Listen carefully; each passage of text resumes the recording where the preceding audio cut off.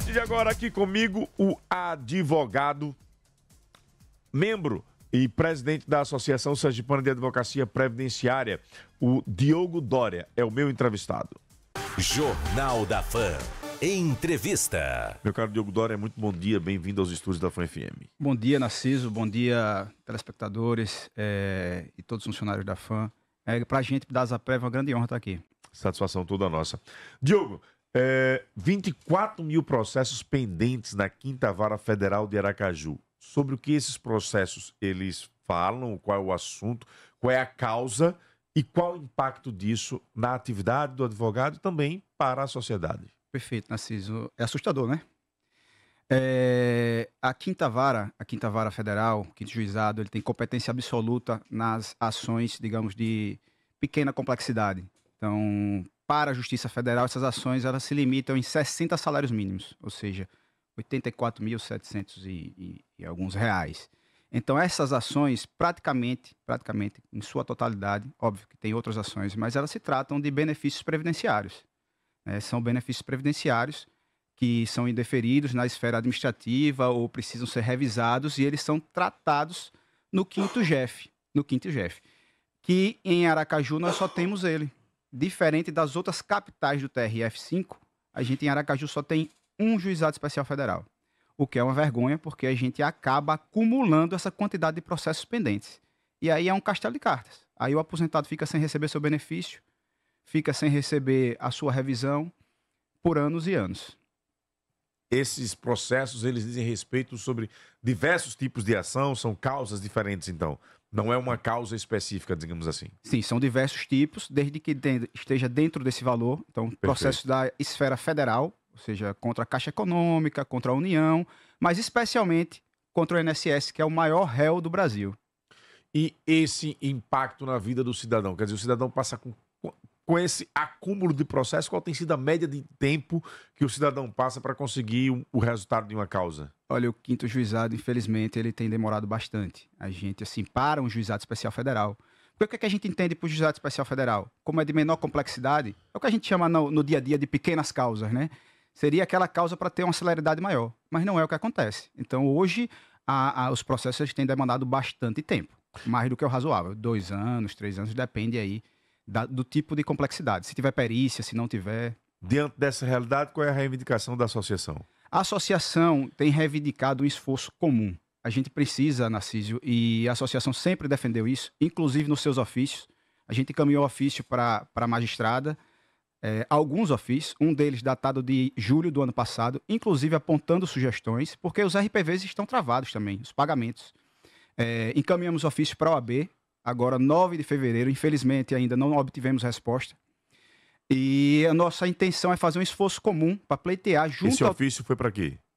Foi pleiteando uma reunião junto ao presidente para tratar desse assunto. Ao presidente Daniel Costa. Presidente Daniel Costa. Para ser justo, a gente teve uma resposta do presidente da comissão de previdenciário, que, diga-se de passagem, é uma comissão que tem mais de 200 pessoas, mas, assim, efetivamente, ainda não se aproximou da Zaprev. A gente precisa aproximar para que a gente possa realmente realizar um trabalho efetivo. A intenção é reunir a AGU, DPU, reunir a magistrada em uma grande audiência pública, discutir isso e levar ao TRF a necessidade de se criar um novo juizado. De quem seria essa decisão? A decisão, veja, é um sistema. O judiciário, ele é um sistema e a advocacia é essencial ao judiciário. Então, para mim, no meu entendimento, tem que envolver todos os autores. Tem que envolver a OAB, tem que envolver a magistrada ou o magistrado, tem que envolver a AGU, porque quem vai decidir isso é o Tribunal Regional Federal da 5ª Região. Então é uma decisão do tribunal aqui, do tribunal... não depende de esferas, por exemplo, em Brasília, por exemplo. Não, é do tribunal do TRF5, que fica em Recife, né? Ele é regional. Perfeito. É federal, perfeito. Regional. Então seria uma decisão de quem está no comando lá em Recife. Exatamente. Há quem diga, eu não tenho essa informação completa, que a OAB já fez um pleito da criação de um novo juizado. Mas eu não tenho maiores detalhes porque a OAB não passou para a gente. Perfeito. Para quem está nos ouvindo, aproveitando a oportunidade de estarmos com a sua presença aqui, o que é que impacta hoje a decisão de um trabalhador, de uma trabalhadora, na hora de se aposentar? Na hora de se aposentar, veja, primeiro o INSS já demora. Né? O INSS por si só, embora tenha criado muita automação, mecanismos, mas ele já demora.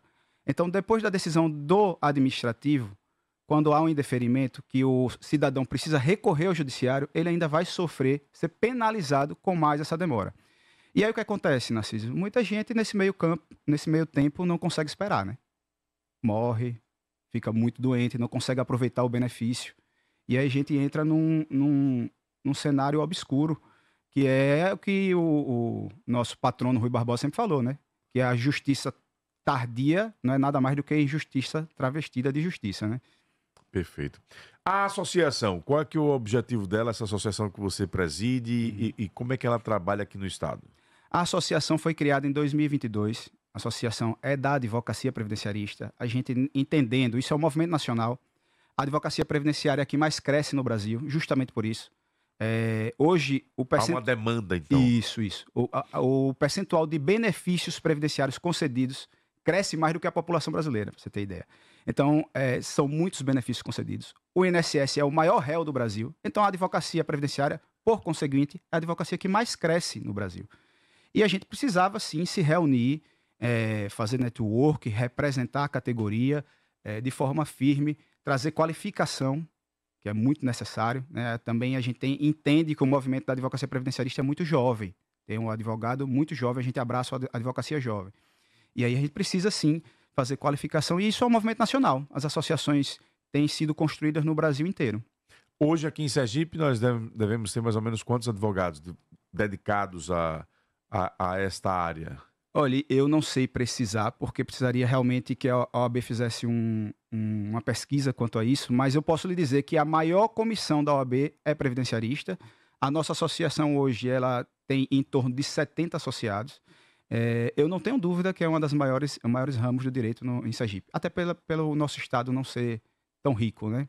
Perfeito. Diogo, nós vou provocar aqui a produção para que ela entre em contato com a administração aí da Quinta Vara, né, Federal, para trazer uma resposta para vocês, advogados, para a sociedade sergipana.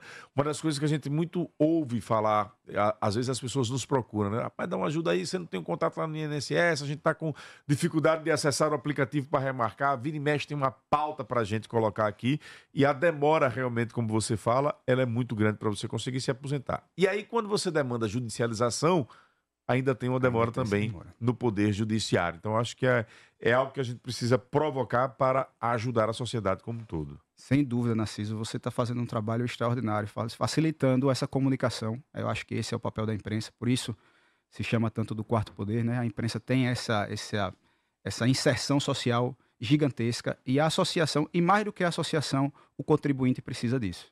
Meu caro Diogo Dória, obrigado pela sua participação. Bom dia. Toda minha. Bom dia. Mandando um abraço para o Leonardo Barreto, colega amigo de profissão.